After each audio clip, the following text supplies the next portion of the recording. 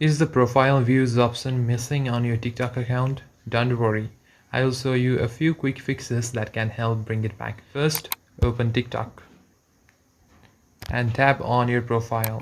Then tap on the three-line menu in the top right corner and go to Settings and Privacy. Now scroll down and click to Viewers option. And now make sure that the Viewer History button is turned on.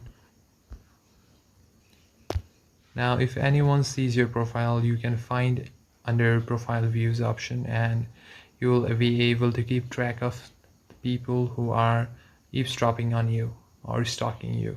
Now keep in mind that TikTok's Profile Views feature is only available for eligible accounts, so if your account doesn't meet TikTok's requirement, the option may not appear. That's it, restart TikTok and check if the Profile Views option is back. If this video helped you, don't forget to like, subscribe and leave a comment below. Thanks for watching.